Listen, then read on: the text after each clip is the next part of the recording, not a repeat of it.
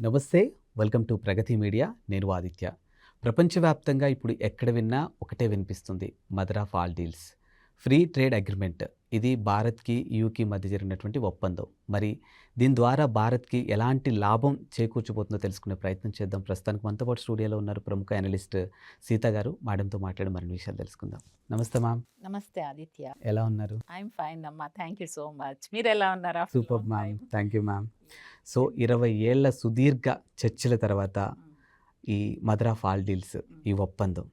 So దీన్ని మనం ఎలా చూడొచ్చు అసలు ఫస్ట్? ఇది డెఫినెట్గా గ్రేట్ అచీవ్మెంట్గానే చూడాలి. ఇప్పుడున్నటువంటి ప్రపంచ వ్యాప్తంగా ఇప్పుడున్నటువంటి వొలటైల్ సిచ్యుయేషన్లో అస్థిరతలు, భౌగోళిక స్థితిగతులు చూసినా కానీ ప్రపంచవ్యాప్తంగా అస్థిరత ఉన్న సందర్భంలో దీన్ని ఇండియాకి ఒక గొప్ప ఆపర్చునిటీగానే మనం చూడాలి. Not only India, okay. European countries కూడా it's a great opportunity. It's a win win situation. ఎందుకంటే ఈ డీల్ అనేది కుదరడం వలన రెండు యూరోపియన్ 27 కంట్రీస్కి, భారత్కి కూడా భవిష్యత్తులో చాలా మున్ముందు చాలా అవకాశాలని, ప్రపంచవ్యాప్తంగా భారత్ యొక్క ప్రతిష్ట ఇంకా బాగా పెరగడానికి దోహదపడుతుంది అని చెప్పడంలో ఎటువంటి సందేహం లేదు. ఎందుకు చెప్తున్నానంటే ఇది మీరు అన్నట్టు 20 సంవత్సరాల నుంచి జరుగుతున్న సందర్భంలో ఇప్పుడు ఒక షేప్కి వచ్చింది. అవును. అంటే EU ఇప్పుడు సీరియస్గా డెసిషన్ తీసుకుంది. దానికి దారి తీసిన పరిస్థితులు కూడా యాక్చువల్గా European countries they are always close to America. వాళ్ళు ఫస్ట్ నుంచి కూడా క్లోజ్గా. ఇప్పుడు ట్రంప్ తీసుకుంటున్నటువంటి నిర్ణయాలు కావచ్చు, లేకపోతే అమెరికా సుంకాలు అంటే టారిఫ్స్ అన్ని దేశాలకి వేయడము, బెదిరించడము, తన మాట వినకపోతే సుంకాలని ఓవర్ నైట్లో 50 నుంచి 100 పెట్టేయడం, 100 నుంచి 150 ఆయన ఎట్లా అంటే అట్లా చేయడం, ఇవన్నీ చూసి ఏంటంటే ప్రపంచ దేశాలన్నీ కూడా ఆల్టర్నేటివ్ ఆప్షన్ వైపు చూస్తున్న సందర్భం ఇది. సో ఇటువంటి సందర్భంలో EUకి ఒక ఆశాకిరణం లాగా, ఒక భవిష్యత్తు ముందుకి ప్రోగ్రెసివ్గా వెళ్ళాలి అంటే కనుక ఇండియా కనిపించింది ఈ సందర్భంలో. అందుకే ఆవిడ రిపబ్లిక్ డేకి వచ్చినప్పుడు కూడా ఆవిడ రిమార్క్స్ చూస్తే కనుక భారతదేశం మంచిగా ఉంటే కనుక ఒక ప్రాస్పరస్ ఇండియాని, ఒక స్టేబుల్ ఇండియాని, ఒక సెక్యూర్ ఇండియాని మనము ప్రపంచానికి, సెక్యూర్ ఇండియా కాదు ప్రపంచానికి ఒక స్టేబుల్ని ఇవ్వడము, ఒక సెక్యూరిటీ, ఒక ప్రాస్పరస్ ఇండియా మంచిగా ఉంటే కనుక అనే స్టేట్మెంట్ ఆవిడ January 26th ఆవిడ ఇనిషియల్ రిమార్క్స్ లో మాట్లాడారు. అంటే that's her opinion about India. So ఇటువంటి సందర్భంలో ఇండియా యొక్క ఈ రోజున ప్రపంచవ్యాప్తంగా ఏంటంటే చైనా మీద ప్రపంచ దేశాలకి నమ్మకం తగ్గిపోయింది. వాటి ప్రోడక్ట్స్ మీద కావచ్చు, అవి తీసుకునే విస్తరణవాదం కావచ్చు, రకరకాల రీజన్స్ తోటి చైనా కూడా ఆశాజనకంగా కనిపించట్లేదు. బికాస్ వెరీ నెక్స్ట్ ఆల్టర్నేటివ్ ఏంటంటే చూస్తే అతిపెద్ద ప్రజాస్వామ్య దేశం, stable government in India from past decade చూస్తే కనుక ఒక కంఫర్టబుల్గా మనము గ్రోత్ స్టేజ్లో వీఆర్ డెవలపింగ్. మనం తీసుకునే నిర్ణయాలు కావచ్చు, మనం కాంప్రమైజ్ అవ్వకపోవడం కావచ్చు, విదేశాంగ విధానంలో మనం తీసుకునే స్ట్రాంగ్ డెసిషన్స్ కావచ్చు, దెర్ ఆర్ మెనీ పారామీటర్స్ ఉన్నాయి ఇందులో. సో వెరస్ ఏంటంటే ఈ రోజున విన్ విన్ సిచ్యుయేషన్ ఇందాక చెప్పినట్టుగా భారతదేశానికి ఖచ్చితంగా మనము ఆర్థికంగా ఎదగడానికి ఈ డీల్ ఉపయోగపడుతుంది. ఎందుకని నేను చెప్తున్నానంటే 2047కి ఏదైతే మనం పెట్టుకున్నామో, ప్రపంచంలో 3rd లార్జెస్ట్ ఎకానమీగా ఎదగాలి అనేది పెట్టుకున్నామో, దానికి గవర్నమెంట్ తీసుకునే, కేంద్ర ప్రభుత్వం తీసుకునేటువంటి నిర్ణయాలలో ఇది ఒక ప్రధానమైన భాగంగా చెప్పచ్చు. ఎందుకంటే ఈ FTAలు ఇంతకు ముందు కూడా మనం వేరే కంట్రీస్ తో తీసుకున్నాము. న్యూజిలాండ్ కావచ్చు, UAE కావచ్చు, ఆస్ట్రేలియా కావచ్చు, సౌత్ కొరియా, జపాన్, ఇవన్నీ తీసుకున్నాం. వాటికి మించిన పెద్ద డీల్ ఇది. Very big deal. Small deal కాదన్నమాట. అంటే మనము మన ఇండియాలోనే ఉన్న గిరాకీ తోటి మనం ముందుకెళ్తే మనం అనుకున్న లక్ష్యాన్ని ఛేదించలేము 2047కి. సో అందుకని భారతదేశం కూడా FTAల వైపు మొగ్గు చూపిస్తుంది. దీనివల్ల చూసుకుంటే ఏంటంటే మన ప్రోడక్ట్స్ EU అనేది it's a very one of the largest market in the world. 27 countries తోటి యూనియన్ అది. సో మన ప్రోడక్ట్స్ కానీ మన సర్వీసెస్ కానీ యూరోపియన్ మార్కెట్లోకి ఎంటర్ అవ్వడానికి అవకాశం. మోరోవర్ ఏంటంటే వాళ్ళు ఆల్మోస్ట్ 99.5% మనకి ఇది ఇస్తున్నారు సుంకాలు లేకుండా. సో అంటే ఆల్మోస్ట్ ఫ్రీ. మనం కూడా వాళ్ళకి 97.5. వాళ్ళు they are also entering in the Indian market. ఈ ఒప్పందం తర్వాత ఇండియాలో ఏమన్నా అంటే వీటిపైన వెసులుబాట్లు ఏమన్నా ఉండొచ్చా మేడం? అంటే పర్టికులర్‌గా కొన్నిట్లలో ఉమ్, వెసులుబాట్లు ఉండొచ్చా? అంటే ఈ సుంకాల విషయం కానీ, ఉమ్. మిగతా విషయాలలో? హ్మ్. అంటే వెసులుబాటు అంటే ఏంటంటే యూరోపియన్ ఐటెమ్స్ ఏవైతే ఉన్నాయో వస్తువులు గాని, సేవలు గాని మన ఇండియాకు వచ్చినప్పుడు దిగుమతుల సుంకాలు లేవు. మీన్స్ అవును. Import duties okay. అనేవి లేవు. దాని వలన ఏమవుతుందంటే వస్తువులు సరసమైన ధరలకి ఇండియన్స్ కి అందుబాటులోకి వస్తాయి. Okay. For example luxury cars ఉన్నాయి. హ్మ్. బెన్స్ కానీ బిఎండబ్ల్యూ కానీ సో ఎలక్ట్రానిక్స్ కానీ లేకపోతే ఆటోమొబైల్ రంగానికి సంబంధించి కానీ మెడికల్కి సంబంధించిన కానీ ఏమైనా కూడా ట్యాక్సెస్ లేకుండా వస్తున్నాయి కాబట్టి సామాన్యులకి middle class, above middle class and top class Benz BMW అన్ని కూడా ఇంతకు ముందు ఉన్న రేట్ కన్నా కూడా తగ్గుతాయి. తగ్గుతాయి. అన్ని కూడా వైన్ కూడా సో దీనివల్ల ఫైనాన్షియల్‌గా కొంచెం బిల్డ్ అవుతారు. అంటే డెఫినెట్ గా ఎక్కువ ఎక్స్‌పెన్సెస్ అనేవి ఉండవు గాబట్టి. ఎక్స్పెన్సెస్ ఉండవు కాబట్టి అది నాట్ ఓన్లీ దాట్ హ్మ్. వాళ్ళు యూరోపియన్ ఇండస్ట్రియలిస్టులు ఇండియాలో వాళ్ళు ఇన్వెస్ట్మెంట్ చేయొచ్చు. ఓకే. అంటే ఫారిన్ డైరెక్ట్ ఇన్వెస్ట్మెంట్స్ వాళ్ళ ఇన్వెస్ట్మెంట్స్ ఇండియాలోకి వచ్చినాయి అనుకోండి, అక్కడ మన దగ్గర పెట్టినప్పుడు డైరెక్ట్ ఇన్వెస్ట్మెంట్ మన దగ్గరకు వచ్చినప్పుడు ఇక్కడ ఎంప్లాయ్మెంట్ అనేది జనరేట్ అవుతుంది. ఓకే. యూత్కి ఎంప్లాయ్మెంట్ జనరేట్ అయినప్పుడు ఎకానమీలో మనీ ఫ్లో అవడానికి అవకాశం ఉంది. సో ఎప్పుడైతే ఎంప్లాయ్మెంట్ క్రియేట్ అవుతుందో youth whoever it is eligible candidates వచ్చినప్పుడు వాళ్ళకు వచ్చే శాలరీస్ కానీ వాళ్ళకు వచ్చే ఇన్కమ్ తోటి వాళ్ళు మళ్ళీ స్పెండ్ చేస్తారు. మనీ ఇండియన్ ఎకానమీలో స్పెండ్ చేసినప్పుడు ఏమవుతుంది, ఎకానమీలో మనీ ఫ్లో అవడం అనేది జరుగుతుంది. అంటే కొనుగోలు శక్తి పెరుగుతుంది. మీకు ఇన్కమ్ ఉన్నప్పుడు కొనుగోలు శక్తి పెరుగుతుంది. కొనుగోలు శక్తి పెరుగుతున్నప్పుడు ఉత్పాదక రంగం అభివృద్ధి చెందుతుంది. ఉత్పాదక రంగం అభివృద్ధి చెందితే కనుక గవర్నమెంట్ కి ఇన్కమ్ వస్తుంది. గవర్నమెంట్ కి ఇన్కమ్ వస్తే జీడిపి పెరుగుతుంది. So everything is linked. Okay. So ఒకదానికొకటి లింక్ ఉంది. సో దీనివల్ల ఏంటంటే అది ఒకటి. ఇంకొకటి ఏంటంటే మీరు ఇక్కడ చూసుకోవాల్సింది యూరోపియన్ కంట్రీస్ లో క్వాలిటీకి టాప్ ప్రయారిటీ ఇస్తారు. Okay. Very they don't compromise. వాళ్ళు కాంప్రమైజ్ అవ్వరు. హ్మ్. ఈవెన్ మన ఇండియన్ ప్రోడక్ట్స్ వెళ్ళినా కూడా వాళ్ళు చాలా వాళ్ళ స్టాండర్డ్స్ కి మనం మీట్ అవ్వాలి, అప్గ్రేడ్ అవ్వాలి. మన ఇండస్ట్రియలిస్టులు మన Indian manufacturing system services okay we're also okay, but European countries ఇక్కడ క్వాలిటీ ఉన్నా లేకపోయినా వీ విల్ మూవ్ ఫార్వర్డ్. అవును. They don't compromise, they send it back. Hmm. So అలా చూసుకుంటే గనక క్వాలిటీ సర్వీసెస్ వాళ్ళ దగ్గర నుంచి మనకు వస్తాయి. Okay. Even for example medicines కానీ, జనరిక్ మెడిసిన్స్ కానీ, మెడికల్ టెక్నాలజీ కానీ, లేకపోతే పరికరాలు కానీ అన్ని క్వాలిటీగా వస్తాయి. Definitely Indians they will enjoy products or services European country నుంచి వచ్చే మనం ఎంజాయ్ చేస్తాం డెఫినెట్గా. అవును. అండ్ ఇంపోర్ట్ డ్యూటీ లేదు కాబట్టి, సుంకాలు లేవు కాబట్టి ధరలు కూడా అందుబాటులో ఉండడానికి అవకాశం ఉంది. అలాగే ఇండియన్ కంపెనీస్ మనము ఎక్స్పోర్ట్ చేస్తాం కదా, వాళ్ళ దగ్గర నుంచి ఇంపోర్ట్ చేసుకుంటాము, వాళ్ళు మన మార్కెట్లోకి వస్తారు, మనం ఎక్స్పోర్ట్ చేస్తాము, మనం వాళ్ళ మార్కెట్లోకి వెళ్తున్నాం. Easy access to the European market. హ్మ్. సో మన ఇండస్ట్రియలిస్టులు కూడా అప్గ్రేడ్ అవ్వాలి. సర్వీసెస్ కానీ, మనం ఉత్పాదక రంగం కానీ, లేకపోతే జ్యువెలరీ కానీ, లేకపోతే ఆటోమొబైల్ పార్ట్స్ కానీ, సో మెనీ ఎలక్ట్రానిక్స్ ఏదైతే మనము పెడుతున్నామో అన్నీ కూడా అఫ్ కోర్స్ మనము మన హబ్ ఇది మెడిసిన్స్ ఇది చేయడంలో ఇవి ఏవైతే ఉన్నాయో వాళ్ళ స్టాండర్డ్స్ కి తగినట్టుగా కూడా మనం పంపించాలి. వాళ్ళ స్టాండర్డ్స్ చెక్ చేస్తారు. There are lot of compliances. Okay.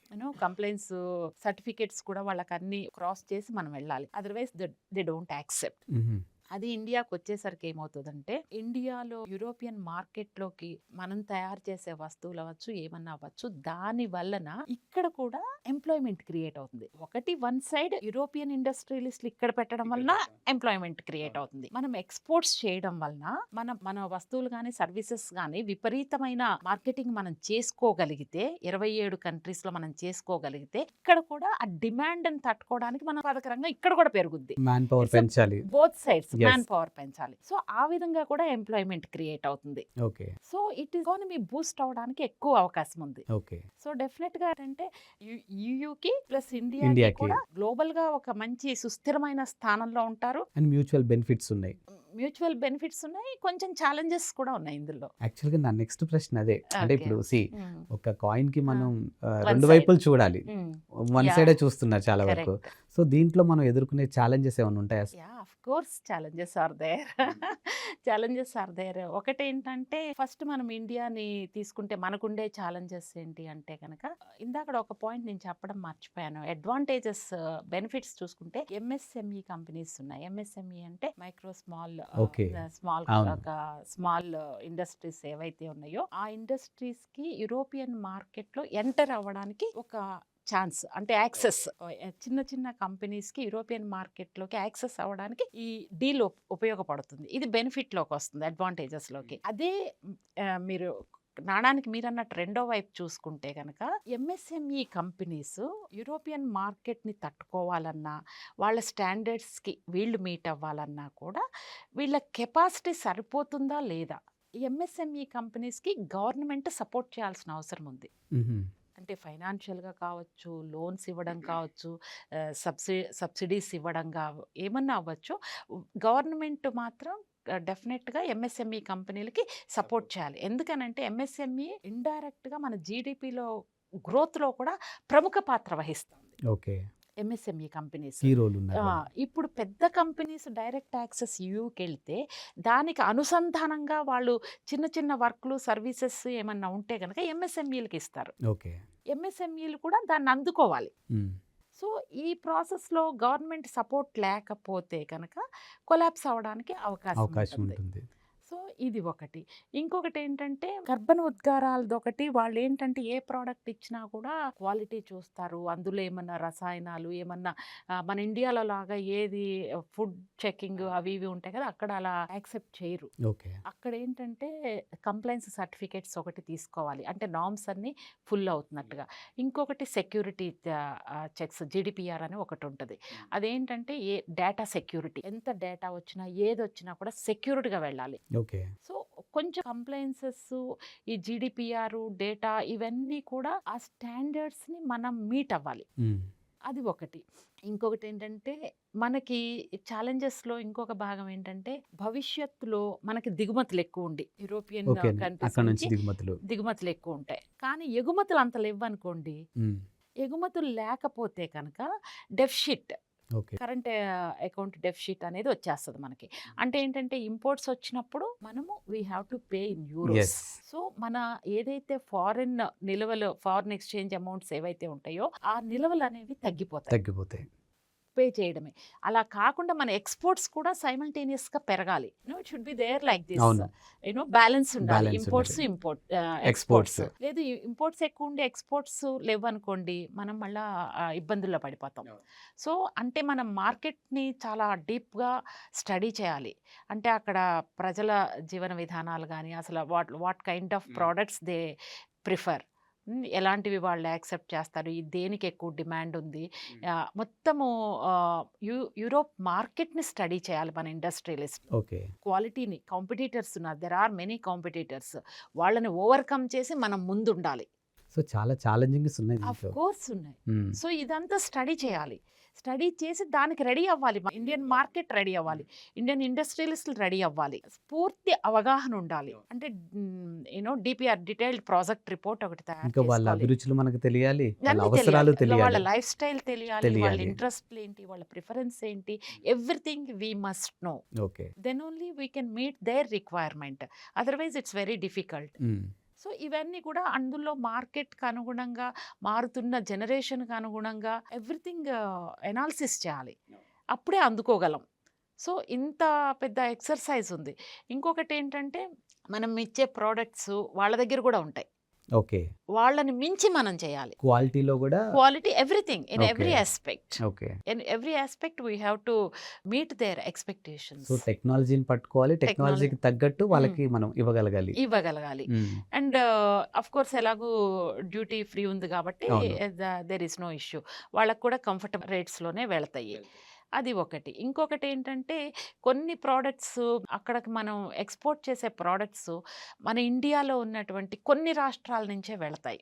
Okay. అన్ని రాష్ట్రాల్లో ఇప్పుడు ఆటోమొబైల్ ఉందనుకోండి, తమిళనాడు ఫేమస్. అవును. మెడికల్ హబ్ ఉందనుకోండి, Telangana. So, like that each state వాళ్ళకున్న స్ట్రెంగ్త్స్ వాళ్ళకున్నాయి. అలా కొన్ని స్టేట్స్‌కి మనము బట్టల వ్యాపారం ఉందనుకోండి, గుజరాత్. గుజరాత్. సో, ఒక్కొక్క దానికి ఒక్కొక్క యూనిక్ స్ట్రెంగ్త్ ఉంది. సో, దాన్ని పట్టుకుని మనం ముందుకెళ్తే కొన్ని స్టేట్స్ ఆర్థికంగా ఎదుగుతాయి. కొన్ని స్టేట్స్ ఆర్థికంగా ఎదగవు. అంటే ఆర్థిక అసమానతలు పెరగడానికి అవకాశం ఉంది. ఓకే. హ్మ్. ఆ! సో, ఇప్పుడు మన దగ్గరున్న అడ్వాంటేజ్ హ్మ్. మెడిసిను. హ్మ్. సో, దీన్ని పెట్టుకొని మనం హ్మ్. డెవలప్ అవ్వచ్చు ఇక్కడ హ్మ్. తెలంగాణలో. డెఫినెట్‌గా. సాఫ్ట్‌వేర్ రంగంలో మనం ప్రపంచం వరల్డ్ నంబర్ 1 మనం. ఓకే. సాఫ్ట్‌వేర్ సర్వీసెస్‌లో. ఆహా! సో, ఇవన్నీ ఏంటంటే మనకెదురు లేదు అందులో. మీరు ప్రపంచంలో ఎక్కడ తీసుకున్నా గూడా మన సాఫ్ట్‌వేర్ ఎంప్లాయీసే మన ఇండియా నుంచి వెళ్ళిన టెక్కీసే ఎక్కువ మందున్నారు. Okay. You take US, Europe wherever you go Indians are there. ఇప్పుడు ట్రంప్‌కి అదే కదా కడుపులో మంట. ట్రంప్ ఏం చేస్తున్నాడో ఆయనకే తెలియట్లేదు. అదే. అంటే అదే. ఆయనేంటంటే ఒక గిరి గీసేసుకున్నాడు. అవును. అమెరికా ఫస్ట్ అని చెప్పేసి అన్ని తన మాట వినని కంట్రీస్ అన్నిటి మీద సుంకాలు పెంచేస్తున్నాడు. మనం రష్యా నుంచి ఆయిల్ కొంటున్నామని చెప్పేసి మన మీద టారిఫ్స్ పెంచేశారు. సో, అయితే మోడీ గారు నెవర్ కాంప్రమైజ్డ్ బికాస్ కొనొద్దు అని యూరోపియన్ కంట్రీస్, యూఎస్ అందరూ ఎవరైతే అగెనిస్ట్ ఉన్నారో నాటో కంట్రీస్ అవన్నీ కూడా వాళ్ళు కొనొద్దని మనకు చెప్తున్నారు. బ్యాక్ డోర్ నుంచి వాళ్ళు కొంటున్నారు. హ్మ్. కానీ they are focusing on India. మనమే ఏదో తప్పు చేస్తున్నట్టు. Yes, we have our own policy. మన విదేశాంగ శాఖ మన పాలిసీస్ మనకున్నాయి. మన నేషన్ మనకి first. Because we're getting with less amount. Oil prices అనేది మనకు చాలా తక్కువ రేటుకి ఇస్తుంది రష్యా. అవును. దానివలన మనకి బెనిఫిట్ ఉంది. యాహ్! చాలా $1 మిలియన్ మనకి బెనిఫిట్ ఉంది. సో, అవర్ నేషన్ ఫస్ట్ మనకి. మన ప్రయారిటీస్ మనకున్నాయి. ట్రంప్ ఏమంటాడంటే ఉక్రెయిన్ మీద యుద్ధానికి ఇండైరెక్ట్‌గా ఇండియా సపోర్ట్ చేస్తుంది. హ్మ్. నో. సో, ఆయన ఎప్పుడు మోడీ గారు ఎక్కడికెళ్ళినా కూడా ఆయన కాంప్రమైజ్ చేయాలనే చూస్తున్నారు. ఒక బ్యాలెన్స్‌డ్‌గా ఉండాలనే చూస్తున్నారు. పెద్దన్నలాగానే ఆయన వ్యవహరిస్తున్నారు. అది అందిపుచ్చుకోకపోవడం దట్స్ డిఫరెంట్ ఇష్యూ. కానీ ఇప్పుడు ఈ ఒప్పందం తర్వాత ఒకసారి మనం చూసుకుంటే మీరన్నట్టు ప్రపంచ దేశాలన్నీ ఒక ఎత్తయితే ఇండియా ఇంకో ఎత్తులా కనిపిస్తూ ఉంటది. సో, ఈ ఒప్పందం తర్వాత ప్రపంచ రాజకీయాల్లో భారతదేశం యొక్క స్థానం ఏ విధంగా ఉంటుంది మ్యామ్? డెఫినెట్‌గా పెద్దగా ఉంటుంది, గొప్పగా ఉంటుంది అని చెప్పచ్చు. ఎందుకంటే ఇండియా టాప్ 5 లార్జెస్ట్ ఎకానమీలో ఒకటిగా ఉంది. హ్మ్. అలాగే మన ఉత్పాదకాలు, సర్వీస్‌లో చూస్తే టాప్ 10లో ఉంది. మెడికల్ దాంట్లో చూస్తే గనక మనం ఇండియాలో ఫస్ట్ ఉన్నాం. నంబర్ 1గా ఉన్నాం. సాఫ్ట్‌వేర్ సర్వీసెస్ రంగాల్లో చూస్తే వీఆర్ నంబర్ 1. ఓకే. సో, మనల్ని విస్మరించడానికి ఇప్పుడున్న పరిస్థితుల్లో ఏ దేశమైనా కూడా ఇండియాని విస్మరించాలి అంటే ఒక్క క్షణం ఆలోచించాల్సిన పరిస్థితి. అవును. ఇండియా ఏముందిలే ముందుకెళ్ళిపోదాం అనే స్థితిలో మనం లేము. లేము. మన విదేశాంగ విధానం చాలా గట్టిగా ఉంది. మనం పటిష్టంగా ఉంది. మన ఆర్థిక వ్యవస్థ పటిష్టంగా ఉంది. ఎన్ని ఒడిదుడుకులొచ్చినా కూడా ప్రపంచవ్యాప్తంగా కోవిడ్ వచ్చినా కూడా మన ఆర్థిక వ్యవస్థ పటిష్టంగా ఉంది. ఆ తర్వాత యుద్ధాలు వచ్చినా కూడా మన ఆర్థిక వ్యవస్థ పటిష్టంగా ఉంది. దానికి మనం తీసుకున్న స్టెప్స్ కావచ్చు, ఇండియన్స్‌కి బేసిక్‌గా ఉండే పొదుపు చేసే లక్షణం కావచ్చు, హ్యూజ్ మార్కెట్ కావచ్చు, whatever there are many reasons. అందువలన ఏంటంటే మన ఆర్థిక వ్యవస్థ ఈ రోజుకి పటిష్టంగానే ఉంది. హ్మ్.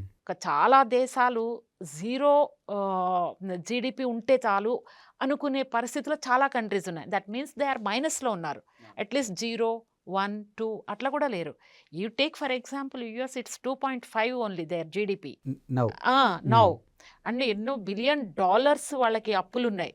అందుకే కదా ట్రంప్ ఉక్కిరిబిక్కిరైపోయి అన్ని టారిఫ్‌లు చేసేయడం.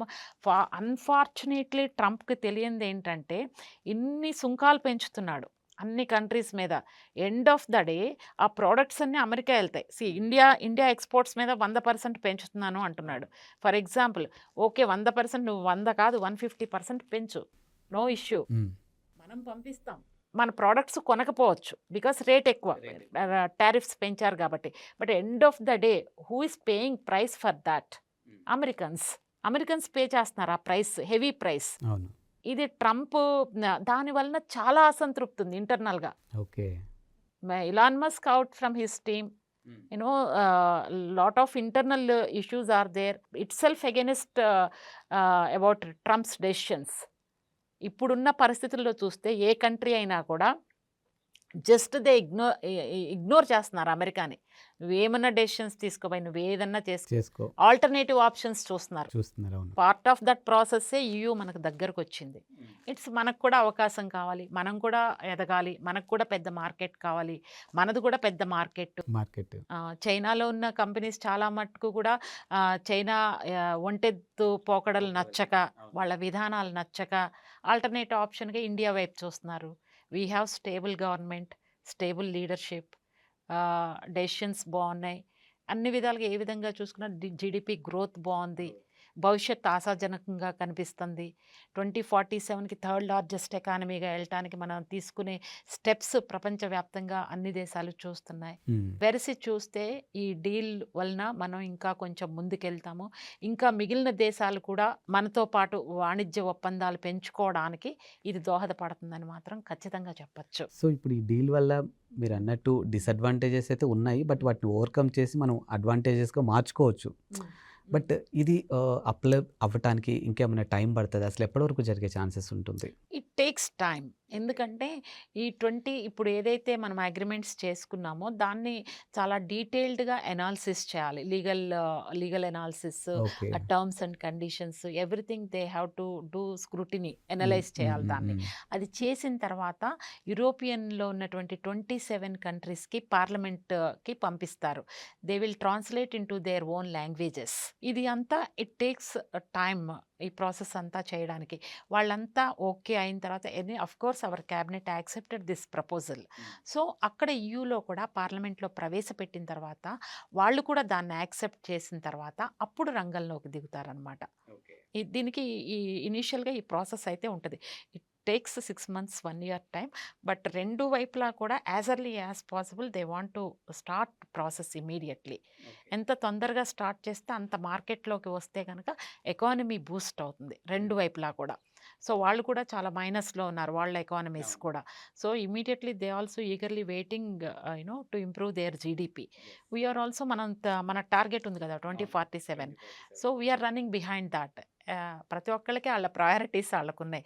సో ఇది జస్ట్ 1 or 2 years లోపల ఇంప్లిమెంట్. కానీ ఇప్పుడున్నటువంటి ఫైనాన్షియల్ స్టెబిలిటీ ఏదైతే ఉందో మన ఇండియాకి, ఇది ఇలాగే కంటిన్యూ అయితే మీరు అన్నట్టు 2047కి అసలు అది సాధ్యం అవుద్దండి?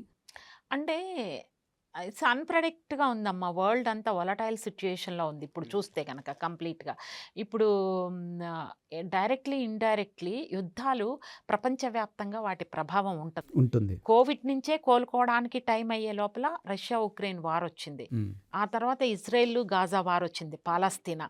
ఇండైరెక్ట్గా ఎఫెక్ట్ పడుతుంది, వాణిజ్యం మీద పడచ్చు, రకరకాల ఇష్యూస్ ఉంటాయి ప్రపంచవ్యాప్తంగా.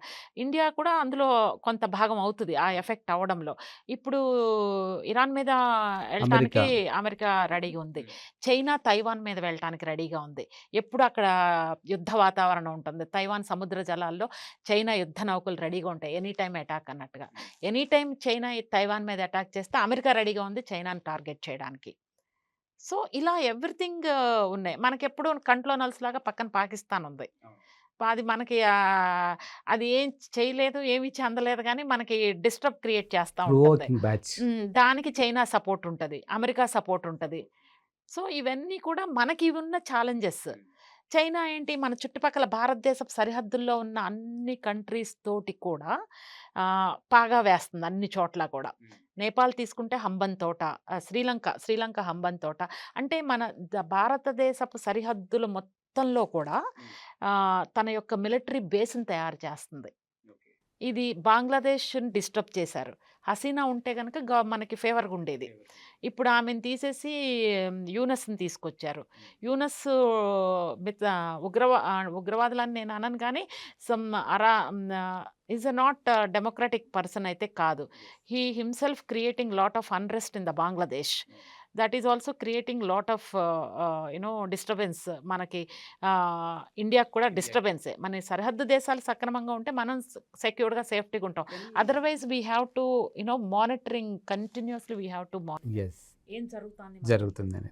కానీ జనరల్గా ఇప్పుడు యుద్ధం అంటే ఆ రెండు దేశాలకు సంబంధించిందే అనే ఆలోచన చాలా మందిలో ఉంది. ఇప్పుడు మీరు చెప్తుంటే ఇప్పుడు ఇరాన్కి అమెరికాకి యుద్ధం జరిగితే మాకేంటి అనే దానికోసం నిజంగా మనకు కూడా ఉంది, డెఫినెట్గా ఉంది. డెఫినెట్‌గా. ఎందుకంటే మనకి ఈ ఇరాన్‌కి వాణిజ్య ఒప్పందాలు ఉన్నాయి. అవి ఎఫెక్ట్ అవుతాయి. ఆ! మన ప్రొడక్ట్స్ అక్కడికెళ్ళవు. ఆళ్ళ ప్రొడక్ట్స్ ఇక్కడికి రావు. ఎంతో కొంత మనకి జీడీపీ ఎఫెక్ట్ అవుతుంది. అవుతుంది. సో, ఇజ్రాయిలు, పాలస్తీనా ఇలా ఏది తీసుకున్నా కూడా ఎందుకంటే ఇప్పుడు పూర్వంలాగా కాదు. ఇప్పుడు ప్రతి దేశము ఎదగడానికి పక్క దేశాల మీద ఆధారపడుతుంది. సపోర్ట్ కావాలి. సపోర్ట్ కావాలి. అందరూ కలిసెళ్తేనే ఇచ్చిపుచ్చుకునే ధోరణిలో ఉంటేనే కానీ వరల్డ్ వైడ్‌గా గ్రోత్ అనేది మొదలవుతుంది. కానీ ఈ అన్‌సర్టెనిటీ వరల్డ్ ఎలా ఉందంటే ఎవరి కాళ్ళు ఇష్టం వచ్చినట్లు యుద్ధాలకెళ్ళిపోతున్నారు ఎనక ముందు చూడకుండా. ట్రంప్ అయితే ప్రతిదానికి మొన్న దీన్ని క్యాప్చర్ చేశారు కదా! ఇప్పుడు గ్రీన్‌లాండ్‌కెళ్ళే ఉద్దేశంలో ఉన్నాడు. దానికి ముందు కంట్రీ పేరు వెనిజువలా. డైరెక్ట్ వాళ్ళ ప్రజలు ఎన్నుకున్నటువంటి అధ్యక్షుడి భార్యని తీసుకొచ్చేసి అరెస్ట్ చేసేసి that is not correct. See if you and have ఆయన తాత్కాలిక అధ్యక్షుడని కూడా ప్రకటించుకున్నాడు. ప్రకటించుకున్నారు. It shows his mental status. Trump mental status కూడా చూడాలి. ఇప్పుడు గ్రీన్లాండ్ మీద చేస్తున్నాడు. నా మాట వినని ఏ దేశానికైనా టారిఫ్లు చేస్తాను, అటాక్ చేస్తాను, ముందుకెళ్తాను. Open statements. Open statements. Moreover ఏంటంటే ఎంతో కీలకమైన విషయాలను కూడా అఫీషియల్ కమ్యూనికేషన్ కాకుండా అందులో పెడతాడు. యెస్. సోషల్ మీడియా దాంట్లో పెడతాడు. ఎలన్ మాస్క్ ఎంత ఫ్రెండ్ అయితే మాత్రానికి మేడం. ఎలాన్ మాస్క్ అని కాదు. అసలు దట్ ఈస్ నాట్ కరెక్ట్. ఇంకా అదే. సీరియస్‌నెస్ ఉండదు అవును. కదా! అవును. ట్విట్టర్‌లో పెడతాడు ఆయన. పెట్టేస్తాడు. Twitter that is not correct. అంటే there are some standards and values. US president అంటే ఏంటి? అగ్రరాజ్యానికి అధినేత అంటే పెద్దన్న పాత్ర పోషించాలి. పెద్దన్న పాత్ర పోషించకుండా అందరి మీద కయ్యానికి కాలు దూవుతా, మెచ్యూరిటీ లేని స్టేట్మెంట్స్ ఇస్తూ, నవ్వుల పాలవుతూ, ఇంటర్నల్ అమెరికాలో ప్రజలు యాక్సెప్ట్ చేయకపోవడం. వెరస్ ఏంటంటే ఒక అనిశ్చితమైన వాతావరణాన్ని ట్రంప్ క్రియేట్ చేస్తున్నారు. దానివల్ల ఇండియన్ స్టూడెంట్స్‌ని ఇబ్బంది పెట్టడం, ఇమిగ్రేషన్ రూల్స్ మాటికి మార్చడం. హెచ్-1బీ వీసాకేంటమ్మా $1,00,000 ఆ! అసలు $1,00,000 ఏంటి అసలది? అసలు కంపెనీ అని ఇంకెందుకురా నువ్వు అక్కడే ఉండు అంటారు. నువ్వు అవసరంలా మా పని చేయడానికి ఇట్స్ అంటారు. Very cost to the companies. అవును. Cost to the companies. ఇయన్నీ ఏంటంటే ఆయన తీసుకునే నిర్ణయాలు ఇప్పుడు అందుకే ప్రతి దేశం కూడా అమెరికాని కేర్ కేర్ చేయదలుచుకోల. చేయట్లే. ఆ రెస్పెక్ట్ ఆ! పోగొట్టుకున్నాడు. పోగొట్టుకున్నారు. ఆల్టర్‌నేటివ్ ఆప్షన్స్ చూస్తున్నారు. వెతుక్కుంటున్నారు. వేరే విధంగా మనం ఎలా ముందుకెళ్ళాలి, అవును. ఏంటి అనే విధంగా కెనడా కూడా అలాగే ఉంది. అన్ని దేశాలు అలాగే ఆలోచిస్తున్నాయి ఇప్పుడు. ఎగ్జాక్ట్‌లీ. సో, ఈ ఇండియా బ్రైట్ స్పాట్ లాగా అందరికీ కనిపిస్తోంది. కనిపిస్తుంది.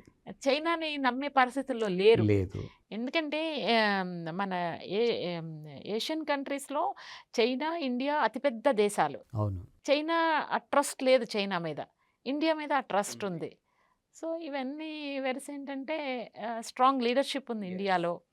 సో, అందుకని మన మీద ఎవరన్నా అటాక్ చేయాలని చూస్తే ఇమ్మీడియేట్‌గా మన గవర్నమెంట్ సర్జికల్ స్ట్రైక్ చేయడము, లేకపోతే ఆ ఉగ్రవాదుల స్థావరాల్ని టోటల్‌గా డిమాలిష్ డిమాలిష్ చేయడము, చేయడం. ఇవన్నీ కూడా స్ట్రాంగ్ డెసిషన్స్. చెప్పాల్సిన సమాధానం గట్టిగా చెప్తారు మనోళ్ళు. ఇప్పుడు కూడా ట్రంప్‌కి చాలా స్ట్రాంగ్ మెసేజ్ ఇచ్చారు ఆ! మోడీ. హ్మ్. ఏది నువ్వు 100 పెంచుకో, 150 పెంచుకో, వి డోంట్ కేర్. హ్మ్. నౌ ఈయూతో పెట్టుకున్నారు. ఆల్రెడీ బ్రిటన్‌తో ఉంది. బ్రిటన్‌తో ఉంది. న్యూజిలాండ్‌తో ఉంది, జపాన్‌తో ఉంది, కొరియాతో ఉంది, ఆస్ట్రేలియాతోటి ఉంది, హ్మ్. యూఏఈ తోటి ఉంది. ఇదన్నీ కూడా మనకి ఇన్ని ఎఫ్‌టీఏలు ఉన్నాయి ఉన్నాయి. వీళ్ళందరితోటి. హ్మ్. నువ్వు ట్రంప్ ఉన్నంత కాలం ఈ అమెరికాతో ఈ సిట్యుయేషన్ ఉంటది. రేపు ట్రంప్ ఇప్పుడు రిపబ్లికన్స్, రేపు డెమోక్రాట్స్ వస్తే ఆ! చేంజ్ అవుతాయి రూల్స్. చేంజ్ అవుతాయి. ట్రంప్ లాగా అయితే ఎవరు రూల్ చేయరు. I'm pretty sure. హ్మ్. సో, రేపు డెమోక్రాట్స్ వచ్చినప్పుడు things will yes. Fall in the place. Yes. అప్పుడు మళ్ళా అన్ని బ్యాక్ టు నార్మల్‌కి రావచ్చు. So, yes. ప్రస్తుతానికైతే యూఎస్ తోటి బిజినెస్‌ని కంటిన్యూ చేయడానికైతే ఏ కంట్రీ కూడా సుముఖంగా అయితే లేరు. లేదు. And coming to mother of all డీల్స్‌లో భాగంగా అంటే ఈ మధ్య కాలంలో నేను కూడా సోషల్ మీడియాలో చూసాను. ఇండియాలో తెల్ల రేషన్ కార్డులు చాలా ఎక్కువైపోయాయి. దీన్ని ఒక డెవలప్‌మెంట్‌లా చూపించుకుంటున్నారు చాలా వరకు కూడా. బట్ ఈ ఒప్పందం అనేది ఈ సామాన్యులకి అంటే ఈ తెల్ల రేషన్ కార్డు వల్ల అవ్వచ్చు, సామాన్యులకు ఎంతవరకు ఇది ప్లస్ అయ్యే ఛాన్సెస్ ఉంది? మీరన్న పాయింట్‌లో ఒక పాజిటివ్ యాంగిల్ మనం చూడొచ్చు. ఇప్పుడు మనకి ఎక్స్‌పోర్ట్స్ బాగా పెరిగినాయి అనుకోండి, ఇన్‌కమ్ వస్తది. ఖచ్చితంగా ఇన్‌కమ్ వస్తది. 2, 3 రకాలుగా వస్తది ఇన్‌కమ్. ఇందాక నేను చెప్పినట్టు వాళ్ళ ఇండస్ట్రీస్, మన ఇండస్ట్రీస్, మన యొక్క ప్రొడక్ట్స్‌కి బాగా డిమాండ్ ఉంటే గనక ఇక్కడ కూడా అంతా పెరుగుద్ది. మన ఎకానమీ కూడా పెరుగుతుంది. సో, తద్వారా వచ్చే ఇన్కమ్ తోటి we can manage welfare schemes.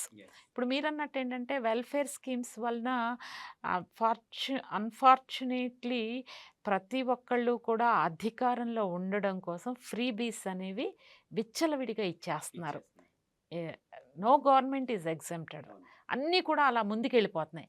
ఇలా చేసుకుంటూ వెళ్ళిపోతే ఫ్రీ బీస్ వెల్ఫేర్ స్కీమ్స్ ఎప్పుడు ఇంప్లిమెంట్ చేయాలి? రెవెన్యూని డెవలప్ చేయండి. రెవెన్యూని డెవలప్ చేసి కొంత షేరు వెల్ఫేర్ స్కీమ్స్కి డెఫినెట్గా ఖర్చు ఇప్పుడు ఏంటి, సంపాదించేవాడు ఒకడైతే తిని కూర్చునే వాళ్ళు నలుగురు అవుతున్నారు. అదేంటంటే ఆ వచ్చే ఫస్ట్ రెవెన్యూ జనరేట్ చేయాలి. రెవెన్యూ జనరేట్ చేసిన తర్వాత కొంత పోర్షన్ వెల్ఫేర్ స్కీమ్స్కి పెట్టాలి. ఎందుకంటే బీపీఎల్ బిలో పోవర్టీ లైన్లో ఎవరైతే ఉన్నారో వాళ్ళని పైకి తీసుకురావాల్సినటువంటి బాధ్యత ప్రభుత్వాలది. సో కొంత చేయూతనివ్వాల్సినటువంటి బాధ్యత ప్రభుత్వాల మీద ఉంది. అట్లా కాకుండా కంప్లీట్గా కూర్చోబెట్టి వాళ్ళకి ఉపాధి అవకాశాలు కల్పించకుండా, ఎంప్లాయ్మెంట్ క్రియేట్ చేయకుండా, మనిషికి 5 కేజీలు ఉప్పు పప్పు అవి ఇవి 4,000 5,000 3 అర్హులైన వాళ్ళకి ఇవ్వండి.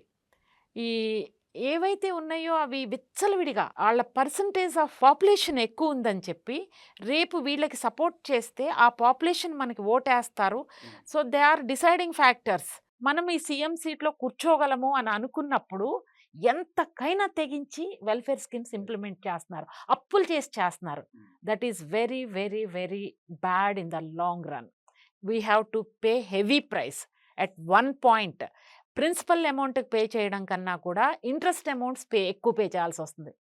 ఇది ఎంత ఒక్కొక్క మనిషి మీద ఎంత బర్డెన్ పడుతుందంటే ఎన్నో లక్షల బర్డెన్ పడుతుంది డెఫినెట్గా. ఎందుకంటే ఈ అప్పులు చేసి అప్పుల మీద ఇంట్రెస్ట్లు కట్టడం, అప్పులు వెల్ఫేర్ స్కీమ్స్కి పెట్టడం వల్ల దానివల్ల రెవెన్యూ జనరేట్ అవ్వదు. ఎప్పుడు కూడా మీరు రెవెన్యూ జనరేట్ చేయాలి. ప్రజలకి వాళ్ళకి ఇన్కమ్ సంపాదించేటట్టు వాళ్ళకి అవకాశాలను కల్పించండి, ఉపాధి అవకాశాలను కల్పించండి, మనీ జనరేట్ చేయడం నేర్పించండి, ఆ స్కిల్స్ని ట్రైన్ చేయండి. ఏ విధంగా చేస్తే వాళ్ళని అప్లిఫ్ట్ చేయడం, కొంత వెల్ఫేర్ స్కీమ్ కొంత అప్లిఫ్ట్ చేయాలి. ఈ వెల్ఫేర్ స్కీమ్స్ అనేది certain period. You should not continue life long. నువ్వు ఇక్కడ కంటిన్యూ చేస్తే నువ్వు సీఎంగా సీట్లో ఉండాలి ఆర్ టాప్ లెవెల్లో ఉండాలనుకుంటే ఏమవుతుంది? ఎండ్ ఆఫ్ ద డే బద్దకస్తులను చేస్తున్నారు కదా, లేజీ ఫెలోస్గా తయారు చేస్తున్నారు కదా. I'm not against welfare schemes. Long రన్లో ఆలోచించండి. బట్ ఎవరికి నీడ్ ఉందో వాళ్ళకి ఇవ్వండి. నీడ్ ఇవ్వాలి, సపోర్ట్ చేయాలి. You should not continue long. వాళ్ళని ఒక స్టేజ్కి తీసుకొచ్చిన తర్వాత అది కట్ చేయాలి. నీకు ఓట్ బ్యాంకింగ్ ఉంది, ఇవి ఇస్తే కనుక వాళ్ళ ఓట్లన్నీ మనకు పడతాయి, మన పార్టీకి పడతాయి, మనం సీఎంగా కూర్చుందామంటే ఎటు తీసుకెళ్తున్నారు మీరు? మీ స్వార్థ ప్రయోజనాల కోసం, మీరు అధికారంలో ఉండడం కోసం ఫ్రీ బీస్ని ఇంత విచ్చలవిడిగా రెవెన్యూ జనరేట్ చేయకుండా లక్షల కోట్ల అప్పులు తీసుకొచ్చి వాళ్ళకి పంచి పెడుతుంటే ట్యాక్స్ కట్టే మనలాంటి వాళ్ళం ఎంత ఇదవుతాము? ఒక్కళ్ళం మనం ఎంతో కష్టపడి ట్యాక్సులు కడతాం. ఒక్కొక్కళ్ళు అక్కడ చాలామంది సంపాదించకుండా ట్యాక్స్ కట్టిన అమౌంట్ని అలా చేయడం కూడా కరెక్ట్ కాదు.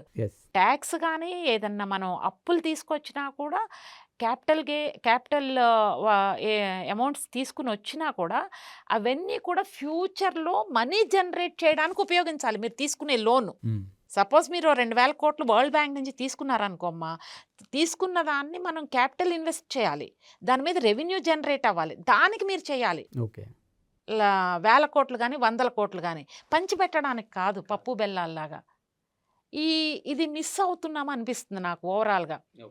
అది కొంచెం దానికి మన పార్టీ అధికారంలో ఉండాలి, మనం సీఎంగా ఉండాలి.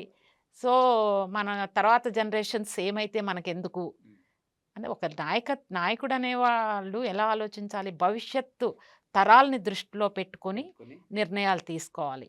ఆ నిర్ణయాలకు అనుగుణంగా ముందుకెళ్తే కనుక సమాజం బాగుంటుంది. సమాజం నుంచి ఇంకా స్టేట్ నుంచి ఎవ్రీథింగ్ గ్రో అవుతుంది. ఆ థాట్ ప్రాసెస్ అప్లై చేయాలి. దానికి చేయాలంటే పాలసీ మేకర్స్ స్ట్రాంగ్గా ఉండాలి. పాలసీస్ ప్రిపేర్ ఎవరైతే చేస్తున్నారో అందులో తీసుకొచ్చి మన వాళ్ళు బిజినెస్ మ్యాగ్నెట్స్ని తీసుకొచ్చి రాజ్యసభకు పంపిస్తారు. ఎమ్మెల్సీలకి బిజినెస్ మ్యాగ్నెట్స్ని. వాళ్ళకి ఎలా ఉంటుంది, end of the day they want to generate their own money. వాళ్ళు ఎలా పైకి వెళ్ళాలని చూస్తారు, వాళ్ళ అంతేగాని ప్రాపర్టీస్ ఎలా కాపాడుకోవాలని చూస్తారు. కాపాడుకోవాలని చూస్తారు. అది కాదు కదా, ఇంటలెక్చువల్స్కి ఇవ్వాలి. వెరీ ఇంటలెక్చువల్స్ పాలసీస్ ఫ్రేమ్ చేయాలి. అది పేదలకు ఉపయోగపడేటట్టు, అందరికీ ఉపయోగపడేటట్టు, లాంగ్ రన్లో భవిష్యత్తు తరాలకి మంచిగా ఉపయోగపడేటట్టు పాలసీస్ని ఫ్రేమ్ చేయాలి. Indian policy makers are very very important. అది రాజ్యసభలోను శాసన మండలిలోను బిజినెస్ మ్యాగ్నెట్లుగా అలాంటి వాళ్ళకి ఇస్తే ఎట్లా? వాళ్ళు కూడా ఎందుకు ఇస్తున్నారో పార్టీ అధినేతలు సుప్రీంలో ఆలోచించాలి. అసలు ఈ శాసన మండలి ఎందుకుంది, రాజ్యసభ ఎందుకుంది, ఎలాంటి వాళ్ళని మనం ప్రమోట్ చేయాలి, వాళ్ళు తీసుకునే నిర్ణయాలు. అండ్ ఈ మధ్య కాలంలో కొన్ని స్టేట్స్‌లో చూస్తే కొన్ని ఇష్యూస్ ఉంటాయి. అంటే అక్కడ ఉన్నటువంటి గవర్నర్‌లకి, అధికారం ఉన్న పార్టీకి అక్కడ కూడా క్లాషెస్ అవుతూనే ఉంటాయి. క్లాషెస్ అవుతున్నాయి. అవును, అది సౌత్లో ఎక్కువగా జరుగుతుంది. ఈ మధ్యన కర్ణాటక చూసుకున్నా, తమిళనాడు చూసుకున్నా, కాన్స్టిట్యూషన్కి ఎగెయినెస్ట్గా వెళ్తున్నారు అని చెప్పేసి అక్కడున్న ప్రభుత్వాలు అంటున్నాయి. వాళ్ళు అంటున్నారు, వాళ్ళు ఇచ్చిన రిపోర్టు సత్యానికి దూరంగా ఉంది, వాస్తవానికి దూరంగా ఉంది అని వాళ్ళు అంటున్నారు. But end of the day ప్రజలు చూస్తున్నారు. మీరు before giving document to the governor, you sit with governor. Government address governor issues. మీకేమున్నాయి ఇందులో? గవర్నర్ కూడా కొన్ని ప్రభుత్వానికి చెప్పుకోవాల్సినవి ఉంటాయి. కొన్ని మైనస్ పాయింట్లు తగ్గించి చూపించాలనుకుంటారు అసెంబ్లీలో చదివేటప్పుడు.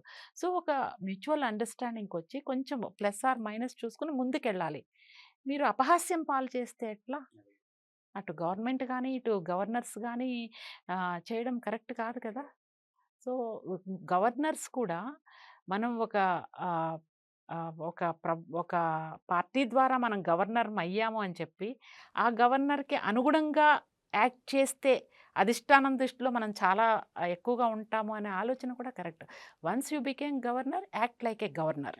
అంతే. మీరు నిన్ను ఏ పార్టీ పెట్టినా కూడా, అది బీజేపీ కావచ్చు, కాంగ్రెస్ కావచ్చు, ఎనీ పార్టీ, ఎవరు మిమ్మల్ని గవర్నర్ పొజిషన్లో పెట్టినా కూడా కాన్స్టిట్యూషన్ ప్రకారమే మీరు ప్రవర్తించాలి. అది గవర్నర్ కావచ్చు, రాష్ట్రపతి కావచ్చు, ఎవరైనా కూడా, స్పీకర్ కావచ్చు. స్పీకర్ని అధికార పార్టీ తరపు నుంచే ఉంటారు, కరెక్టే. కానీ మీరు ఒక్కసారి ఆ సీట్లో కూర్చున్న తర్వాత మీకు ముఖ్యమంత్రి ఒకటే, అపోజిషన్ లీడరు ఒకటే. ఆ పదవికి వన్నె తెచ్చే విధంగా మీరు నిర్ణయాలు తీసుకోండి. ఓకే, మీరు మిమ్మల్ని పెట్టిన గవర్నమెంట్కి వ్యతిరేకంగా మీరు మాట్లాడాల్సి వస్తే లెట్ దెమ్ రిమూవ్. మీరు చరిత్రలో నిలిచిపోతారు. People will follow you. అంతే. పార్టీ కోసం పనిచేస్తే అధినాయకుడి దగ్గర గుర్తుంటారు, కోసం పనిచేస్తే ప్రజల్లో గుర్తుండిపోతారు. అది గవర్నర్ కావచ్చు, రాష్ట్రపతి కావచ్చు, ఎవరైనా కావచ్చు. అది ఆ type of thought process miss అవుతున్నామని అనిపిస్తుందమ్మా నాకంటే. చేంజ్ అనేది రావాలి ఇప్పుడు. అంటే ఇంటలెక్చువల్స్, విద్యావంతులు పాలిటిక్స్లోకి రావాలి. అంతేగాని మేధావులు మౌనంగా ఉండకూడదు. మేధావులు మౌనంగా ఉంటే ఇలాంటివే జరుగుతాయి. దే హ్యావ్ టు కమ్అట్, రావాలి. ఓటేయడానికే రావట్లేదు, మళ్ళీ వచ్చి గవర్నమెంట్ని క్రిటిసైజ్ చేస్తారు. You have no right to criticize unless you vote to the any party. నీ ఇష్టం. నో ఓట్ కూడా ఉంది కదా, నోటా. రాకుండా క్రిటిసైజ్ చేయడం అనేది కరెక్ట్ కాదు. విద్యావంతులు రావాలి, మాట్లాడాలి, గట్టిగా ఇది చేస్తే ప్రశ్నించే తత్వం పెరగాలి. ఎస్. వ్యవసాయ రంగానికి భారతదేశం అగ్రస్థానంలో ఉంటుంది. సో ఈ ఒప్పందం తర్వాత వ్యవసాయ రంగంలో ఏమన్నా మార్పులు మనం చూడొచ్చు, అసలు ఎలా ఉండవు? ప్రస్తుతానికి దాన్ని పక్కన పెట్టారు కదా. అంటే ఇప్పుడు వ్యవసాయ రంగంలో మనము అక్కడ కూడా బాగానే ఉంది. యూరోప్లో కూడా వ్యవసాయ రంగం బాగానే ఉంది. వాళ్ళు కూడా నాణ్యమైన ఉత్పత్తులనే చేస్తారు, వరి కానీ ఏదన్నా అని. మన దగ్గర కూడా ఎక్కువ ఎరువులను వాడతారు, కల్తీ విత్తనాలు ఉంటాయి. మన దగ్గర కరప్షన్ ఎక్కువ. ఈ ప్రోడక్ట్స్ అక్కడ చెల్లవు. ఒకటి పోనీ వాళ్ళ స్టాండర్డ్స్కి తగ్గట్టు మన వాళ్ళు చేయగలిగితే కనుక కాస్ట్ ఎక్కువ అవుతుంది. సో ఇప్పటికే పాపం మన రైతులు చాలా ఇబ్బందుల్లో ఉంటున్నారు. ప్రతికూల వాతావరణ పరిస్థితులు కావచ్చు, గవర్నమెంట్ ఎంత సపోర్ట్ చేస్తున్నప్పటికీ కూడా minimum support, MSP minimum support price ఇస్తుంది, సబ్సిడీస్ ఇస్తుంది, విద్యుత్కి సబ్సిడీ ఇస్తుంది, విత్తనాలకి డబ్బులు ఇస్తుంది, ఎరువులకి డబ్బులు ఇస్తున్నాయి. Both state and central governments financial support ఇస్తున్నాయి, ప్రైస్ ఇస్తున్నాయి. అయినా కూడా వాతావరణం అనుకూలించకపోతే చాలా ఇబ్బందులు పడుతున్నారు. అన్ని కష్టపడి సంపాదించిన తర్వాత కూడా మార్కెట్కి వెళ్తే సరైన ధర లేకపోవడం, లేకపోతే ఈ లోపల వర్షాలు వచ్చేసి మొత్తం తడిసిపోవడం. దాన్ని అడ్వాంటేజ్‌గా తీసుకుని మధ్యలో ఆహ్, కా దళారులు గాని, వాళ్ళు గాని రేట్ కంప్లీట్‌గా తగ్గించడం. సో, ఇక్కడ చాలా ఛాలెంజెస్ ఉన్నాయి మన వాళ్ళ దగ్గర. కాకపోతే ఏంటంటే, మన దగ్గర ఉన్న గ్రేట్ ఏంటంటే, మనం ప్రపంచానికి ధాన్యం సప్లై చేయగలిగే భారతదేశం మనది. భారతదేశం. సో, అందుకనేంటంటే అక్కడివి ఇక్కడికి ఇంపోర్ట్ చేయడానికి ప్రస్తుతానికి ఆగింది. ఎందుకంటే అది తీసుకొనొస్తే మన వాళ్ళకి మార్కెటింగ్ ఇబ్బందవుతుంది. మన ఇండియాలో మన అవసరాలు మనకున్నాయి. మనం ఎక్స్‌పోర్ట్ చేయాలి. అవి వచ్చేసినాయి అనుకోండి తక్కువ ధరకి, సుంకాలు లేవుగా, టారిఫ్‌లు లేవు కదా! తక్కువ రేట్‌కొచ్చేసినాయి అనుకోండి మనాళ్ళేమైపోతారు? లాస్ అయిపోతారు. సో, అందుకని ప్రస్తుతానికి వ్యవసాయ రంగాన్ని పక్కన పెండింగ్‌లో పెట్టారు. అంటే వీళ్ళది వీళ్ళకి రావాలి. వీళ్ళది వీళ్ళకి మన ఇండియాలో మనమందరం కొనుక్కోవాలి. తర్వాత ఎక్స్‌పోర్ట్ చేయాలి అన్నట్టుగా పక్కన పెట్టారు. అంటే వేరే కంట్రీస్‌కైనా ఏమైనా గూడా. మన రైతులు ఎందుకంటే మోస్ట్‌లీ మన దగ్గర ధాన్యాన్ని ఉత్పత్తి చేసేది సన్నకారు, చిన్న రైతులు. సో, వాళ్ళకి ఇబ్బంది కౌలు రైతులు. సో, ఇవన్నీ దృష్టిలో పెట్టుకొని దాన్ని ప్రస్తుతానికి పక్కన పెట్టారు. యెస్. సో, ఫైనల్‌గా అంటే ఇప్పటివరకు మనం చేసుకుంటున్న డిస్కషన్‌లో అంటే ఈ ఒప్పందం తర్వాత ఇదే సామాజిక మాధ్యమాల్లో నేను చూసినటువంటి ఒక కామెంట్, ఇది జస్ట్ సంతకాలకు మాత్రమే పరిమితం అవుతుంది. దీన్ని అప్లై చేస్తారా లేదనేది it's a question mark. So, మన ఇంటర్వ్యూ కూడా కన్క్లూజన్‌లో మీరేం చెప్పదలుచుకున్నారు దీని మీద? ఇది సంతకాలు, డాక్యుమెంట్స్‌కి పరిమితం అవుతుందని నేను అనుకోవట్లేదు. ఎందుకనంటే ఇది అవసరం. భారత్‌కి అవసరం, యూయూకి అవసరం. అండ్ ఇద్దరికీ ఆపర్చునిటీ ఇది. మనది పెద్ద మార్కెట్ ఇండియన్ మార్కెట్. 27 యూరోపియన్ కంట్రీస్‌కి కూడా మనకి గ్రేట్ ఆపర్చునిటీ. యాక్సెస్ మనకి. ఆళ్ళకి మనం యాక్సెస్, మనకు ఆళ్ళ యాక్సెస్. సో, ఇక్కడ మ్యూచువల్ బెనిఫిట్ ఉంది. మన రెవెన్యూ డెఫినిట్‌గా పెరుగుద్ది. ఆళ్ళ రెవెన్యూ కూడా పెరుగుతుంది. సో, మనకొక టార్గెట్ ఉంది. 2047 at any cost we have to meet. Developed country లాగా అవ్వాలి అని చెప్పేసి. సో, దానికి మనం అన్ని స్టెప్స్ తీసుకుంటున్నాం. Part of the process FTA కూడా ఒకటి. సో, ఇది కాగితాలకే పరిమితం అవుతుంది అని అనుకోవడం కొంచెము అవగాహన లేకపోవడం. అది జనరిక్ స్టేట్మెంట్ ఇచ్చారు వాళ్ళు అంతే.